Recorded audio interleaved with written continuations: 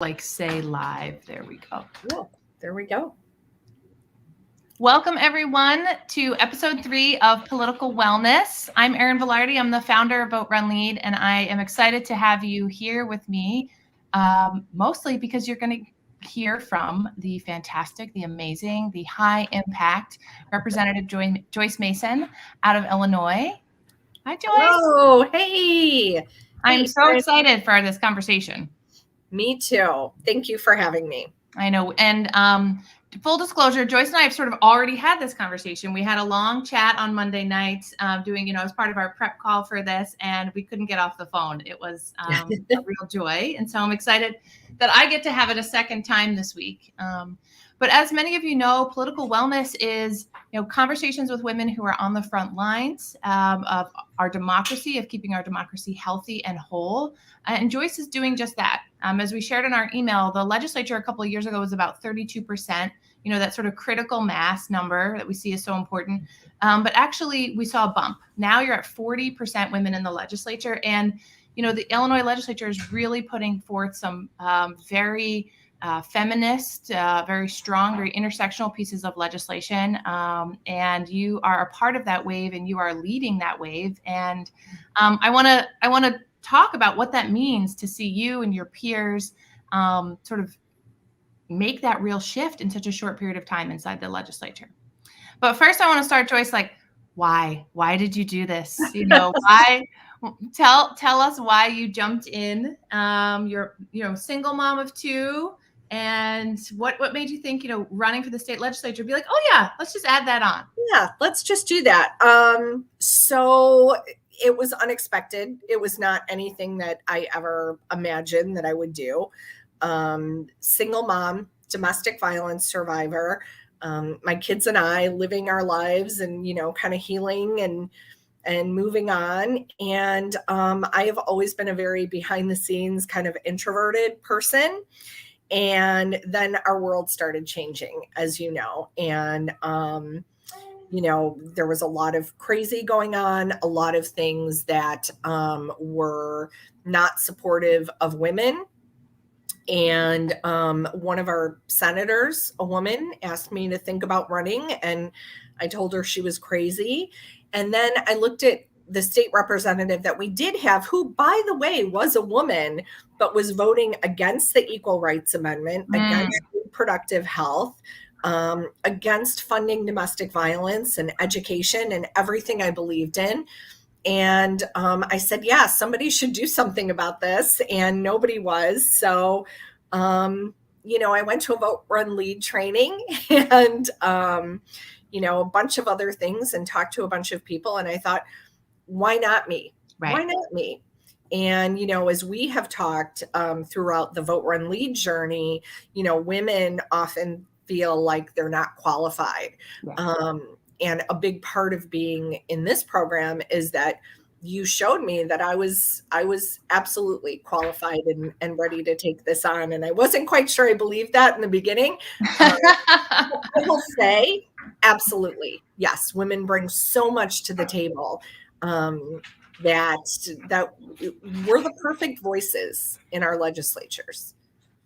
Well, and I want to jump into the policy piece, because usually I end some of these conversations and, whenever I talk to women, it's like, what are you most proud of? What are the things that you could not be doing as that behind the scenes person that you do get to do at the state legislative level? I think so many of us don't realize that at the legislature, you really are making policy, right? You're doing the lawmaking, and, some of the local jurisdictions, you're doing a little more of the implementation. And so you sent me 3 things, which I have passed on to the team with the, the note that says, our alums are the best. These are remarkable pieces of legislation. And so I think when we think about political wellness, so many times we're hearing about that Brennan Center statistic about all the voter suppression laws that are happening. But give us the good news. Give us those 3 things that you are deeply proud of. And I want to really celebrate you and thank you for passing those pieces of legislation. So go ahead. You're amazing. So we've done a lot of things, including legislation to stop voter suppression and things like that. But the three things that I chose that I was most proud of, number one, in 2019, Illinois passed the Reproductive Health Act. And it's an incredible piece of legislation that really protects women's reproductive rights in Illinois, which is especially important should Roe versus Wade fall, which we all thought was an impossibility. And we seem to be inching closer and closer to that in our country. So it protects the rights to abortion, to birth control, to insurance coverage for abortion and birth control, really, really essential things. And Illinois was a leader in this. It would not have happened without all of the women, including myself, that were elected in 2018 and started in 2019. And in fact, our speaker at the time was really worried about calling the bill and wasn't going to. And a bunch of us got together, and you and I haven't talked about this, but there was other big legislation on the docket. And we literally said, we press buttons to vote and we have a key. We will take our keys and walk off the floor if you don't call this legislation. And it got called, it got passed. It was amazing. And now when I look at where we are today in our nation, really incredible. And I'm so proud. And we use hashtag be like Illinois. Yes. And, unfortunately, we have people from other surrounding states coming to Illinois for their healthcare. Right. And they shouldn't have to do that. Central hub, airport. Yeah. Understanding, crossing state lines. And we're seeing more and more of that, actually, right? We know that is exactly true. That's what's happening. We had Kitty Colbert, author of the new book, Controlling Women, on last week, who talked a lot about this. And if you haven't watched that one, go back and watch that one too. It'll doubly tell you why this piece of legislation that Representative Mason and others have passed is so important. But I love that story because it's about political capital and understanding and using your political capital in a way that says, nope, we disagree and we have a certain amount of power here and we're going to flex it. So that's cool. Yeah, I have to say, my heart really sort of teared up when I was reading the one about sort of correcting, don't ask, don't tell. That I thought that was really beautiful. And I thought I would love to have you share a little bit more about that as well. Oh, that's awesome. Yeah, I really had no idea until a constituent came to me and talked to me about the fact that, don't ask, don't tell was a policy in the military where, if you didn't offer your sexual orientation or your gender identity, you were cool in the military. But if they found out that you were gay, or, transgender, or any of those things, you were given an other than honorable discharge. And so you were kicked out of the military. And when you have an other than honorable discharge, you don't receive any of the veterans benefits. So these are veterans who were serving honorably. So 10 years ago, this September, Barack Obama repealed that policy. And so going forward, people could serve in the military and be open about their sexual orientations. However, the people that were affected prior to that, that was never corrected. So there are veterans out there who lost their benefits for no other reason other than who they are and who they love. And they have been just floating out there. So I learned that in New York, they had passed legislation to correct that. They call it the Restoration of Honor legislation. And I said, I want to do this here. And so we worked really, really hard, and we talked to the folks in New York, and we talked to other folks all around. And those connections are amazing from state to state. And we passed it, and the governor signed it this summer. And it was my first bill signing for one of my pieces of legislation that, I did start to finish with the governor. And then, interestingly enough, there were only three states that had done that, 5 that I think were in the process of doing it. The federal government decided to make a change, and they announced in September that they were going to reverse that policy. But I don't think that would have happened without the states leading the charge and pointing out that this was important, and that it just had an amazing effect on my heart, and meeting people that it affected. It really really just meant so much to me. And I'm sure to the constituent who came forward, who yeah, absolutely. And that's one of the that's one of the long-standing things we know about having more women, more people of color in the legislature, is that it actually, for whatever reason, sort of increases the likelihood that your constituents will actually come forward. There's actually an increase in constituent services. There's an increase in constituents. Often they might go to someone who's not their actual district representative. They might go to a woman. They might go to another woman of color. And so that's really, I wonder if, just simply you being there even opened the door for that conversation, right? I hope so. Yeah. So I try to give my constituents lots of opportunities to come and talk. So. And then this third piece that you sent me, do you want to share that one? Yeah. So Illinois passed this huge groundbreaking environmental legislation this year. And it means so much to our state in terms of going carbon neutral, right, in terms of bringing solar and wind and, all of this clean energy. And that in itself was a historic bill. But what I'm most proud of in that bill, besides saying that I'm an environmental champion and, had an effect on making this happen, is that I have a city in my district called Zion, Illinois. And Zion is super poor. 20 years ago, the nuclear power plant that was there on the shores of Lake Michigan, some of the most beautiful land that there is, closed. And when that closed, the city had been getting between, 15 and $20 million a year in property taxes from this operating nuclear power plant. Right. And when it closed, all that money was gone. And the way that our property taxes work, that land, even though it has a kiloton of nuclear material buried underground, was being taxed as a vacant lot. So Exelon was paying next to nothing in property taxes. In Illinois, 70% of our property taxes goes to schools, and the rest goes to fund the police, the fire, the parks, all of those things. So we have some of the poorest people paying the highest property taxes. They're losing their homes, all the jobs that were lost from the closing of the plant. Nobody wanted to come in and build houses or put in businesses because it's just this nuclear, waste area that is really expensive, and nobody wanted to deal with it, and nobody has for 20 years. So when we were negotiating this 1,000-page energy bill, it seemed like the perfect time to try to make a change there. So, I mentioned in caucus that I couldn't sleep at night. Exelon was getting a bailout as part of this.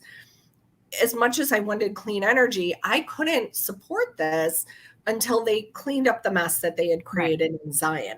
So many of my colleagues said they weren't even aware of what Zion was and what happened. Some folks took trips out to see it.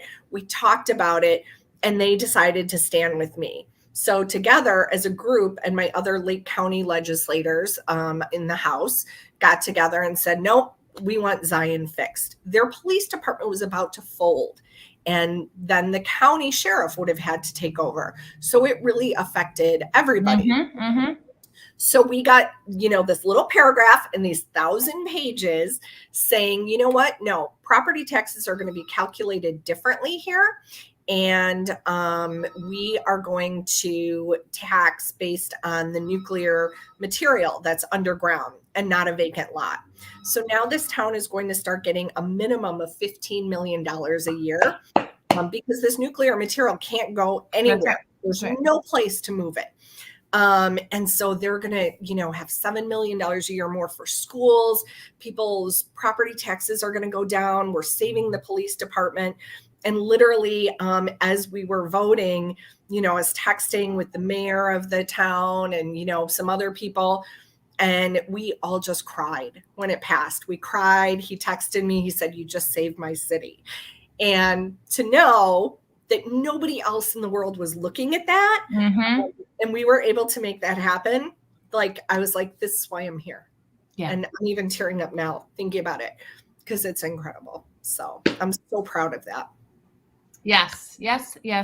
I'll tell you, I too needed this conversation today. So thank you. Those are three powerful examples. I mean, we're going around. What we need is sort of proselytizing on like run for the state legislature, you couldn't make a stronger case. We talked to Representative Mary Gonzalez down in Texas, who's really, sort of holding down the opposition, and it often, like really standing her ground and doing some amazing things. But she's in the minority, and so.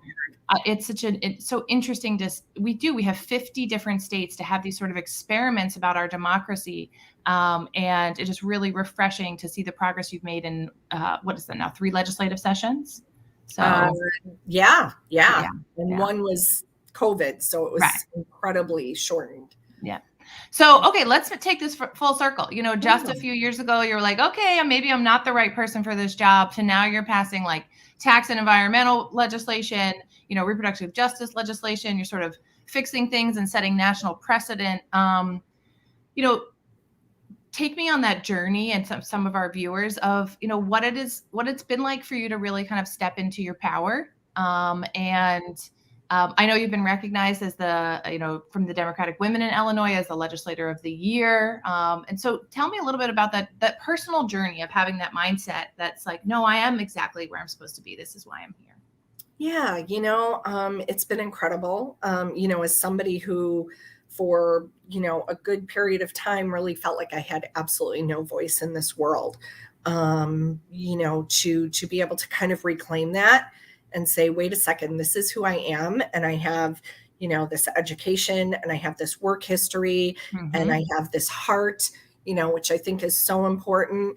And my voice does matter. So for me, it's been a healing experience. It's been a growth experience. And I still question things every day because, we always do. But I try to remind myself. And so, when I first got there, a lot of people kind of told this new group, 2 things happened. They kind of told us, it's your first year, like sit back and watch. Yes. That's happened all across the country. Yep. Yeah. And we were kind of like, what? No, we came here to work. Sorry. And it was awesome because we had this big group, particularly of women, who were like, oh no, we've been waiting our whole lives to do this. Here we go. And I think we did, we did some really amazing things, including that Reproductive Health Act, and kind of shocked everybody along the way. But the other amazing thing is that, I got to work alongside some women legislators who I've been watching in the news for years, and they were standing alone, many of them. And they came and said, there was nobody to help us when we came on board. We were individual women in a sea of men, and we want to be there for you like nobody was there for us. And so having those role models and having those people lift us up and say, no, you can do this, and here's how it works. And, there is a tremendous learning curve to being a legislator. And I don't care, some people say like, well, I studied political science my whole life. Well, that's great. But there are very logistical things that you just have to figure out. And having people there to help show you the way means a lot. And then we all had each other to lean on too. I might know this, I might not know this, but I know that, and this, and we're going to get together and we're going to collaborate and we're going to talk about it. And I think that for women, we do tend to be more collaborative. I'm not trying to stereotype. I mean, many of us have read that old book, Men Are From Mars, Women Are From Venus. And it's true, we have different styles, right? So I think women are more collaborative. Women are more thoughtful in a way that we look at all of the implications of what we're doing. Whereas men typically, power forward and look at the goal and just try to achieve it. And so I think that that different style really helps in the legislative process. Yeah. Yeah. So, you know, and some of the research on that is like women just tend to have less ego, right? So, you know, maybe we're all equally collaborative, but then ego gets in the way. And also the conditioning around, you know, the research, I think it's out of Harvard Business School, talks about how there's sort of some stereotypes also that women bosses get, 9 out of the 10 leadership qualities except for decision making, right? And that is actually because women take sort of a broader view in collecting information with both people and resources, and we see this in politics. And then that is sort of, that deliberation is sometimes taken as like, oh, indecisiveness, when actually that is critical, especially with complex pieces of legislation, to talk to the different constituents that it affects, to talk to the other legislators that are, have a skin in the game, and then to make your decision. So I think when we, you're right, we want to stereotype, but at the same time, there's some, about how women either have been conditioned to lead or have, done this practice successfully, that is specifically what we need in politics right now, which is being able to scan for all those perspectives and to put that into a piece of legislation. So, yeah, agreed. Okay. So let's, we have women on who are, thinking about running, thinking about campaigning. I want to hear a little bit from you about some of the, not so fun points of campaigning, and, how, like, some of the strategies that you used in campaigning, particularly for the legislature, and how much money you've had to raise in order to make that a reality. Yeah. Wow. So I will say, it's harder than I ever imagined. It's worth it.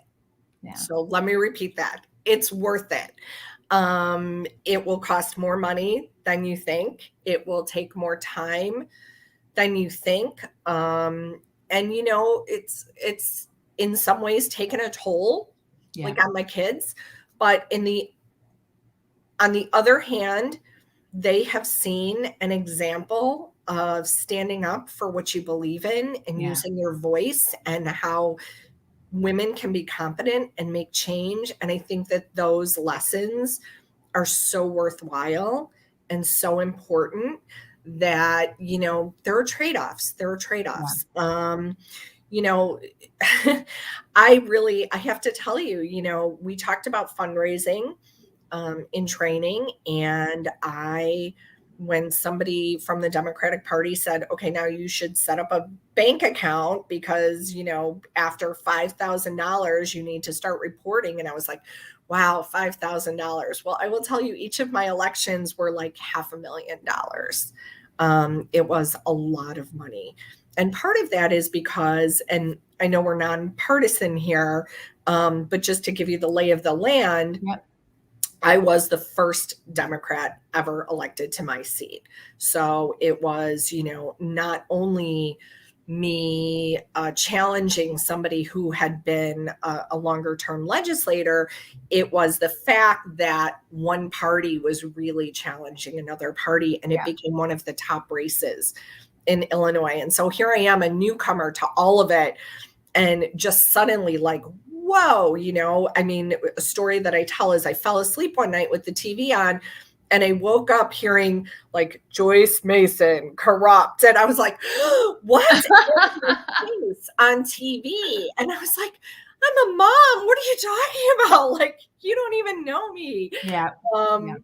The mailers and the TV commercials and all of those things. It's a lot. So just, number one, be prepared to thicken your skin a little bit. And know that it is part of this game, for better or worse.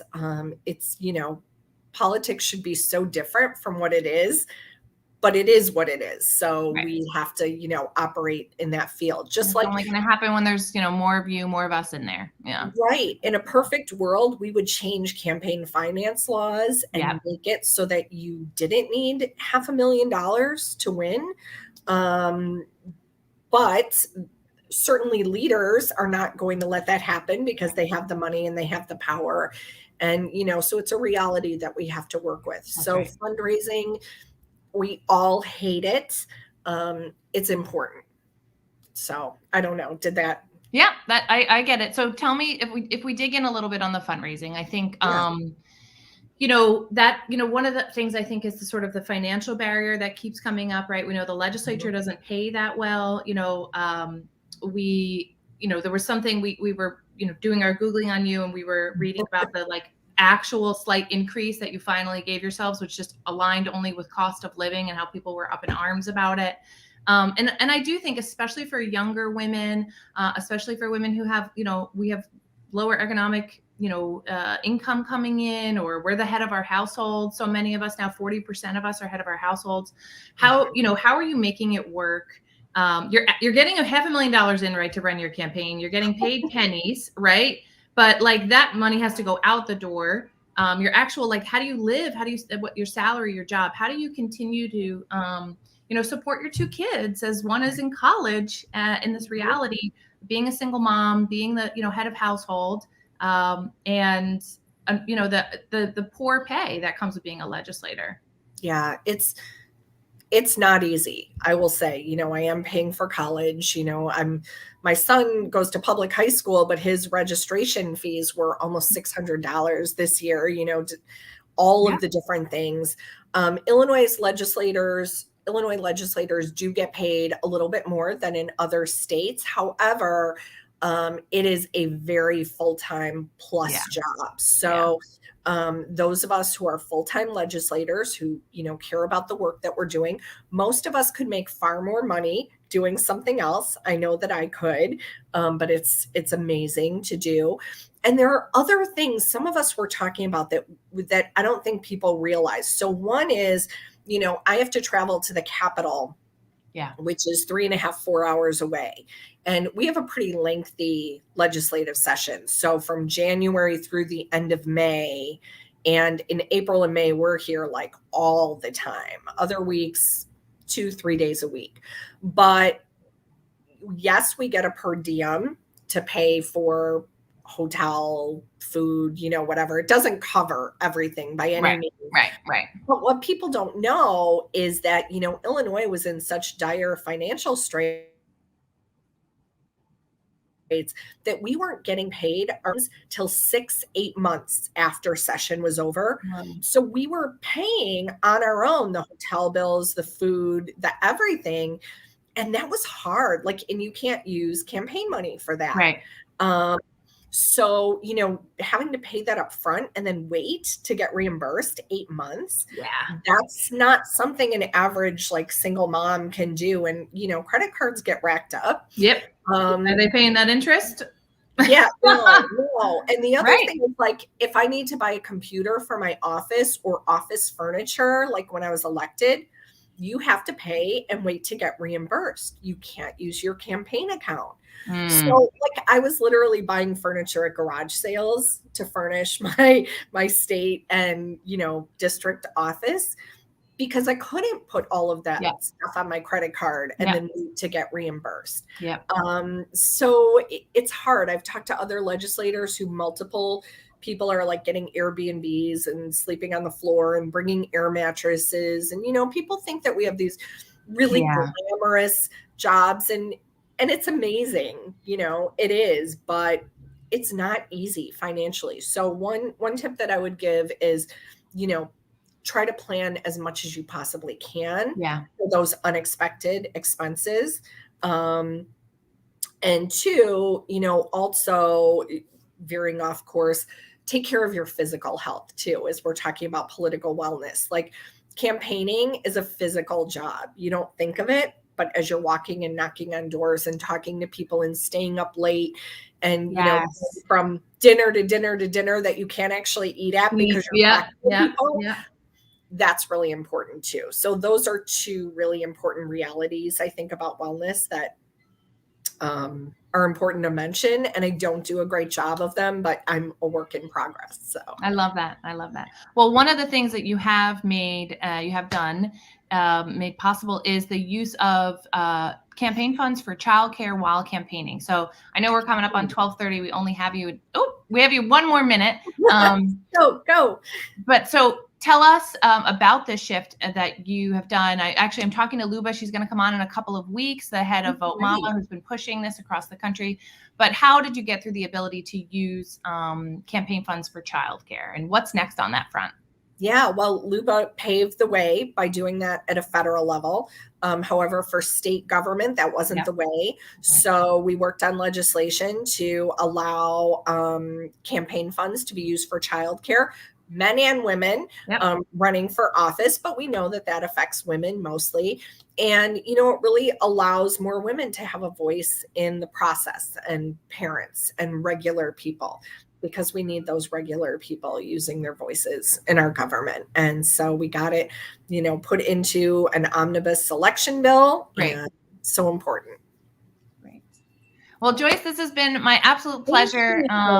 I'm so proud of you. I'm so proud of the work that you're doing, that the legislature is doing, to see this wave. I mean, Illinois is really one of those examples, you know, 30-some% to this now almost 41%. That it makes a difference when we have more of us in the legislature. And I'm just so thrilled to have you today and to be reconnected. Thank you. And I'm so grateful to you and to Vote Run Lead. And, you know, I love the work that we're all doing together. So thanks. All right, everybody, that's today's episode of Political Wellness. We're going to take a break next week. We'll be back in 2 weeks. So we'll see you online. And thank you so much for being here. And of course, sign up for Run 51. If you want to run for the legislature, we got all the tips and tools for you, 10 weeks of how-tos and great tips from women like Representative Mason that show you that you can make it a reality and have this real high impact. So thanks, everyone. See you in 2 weeks.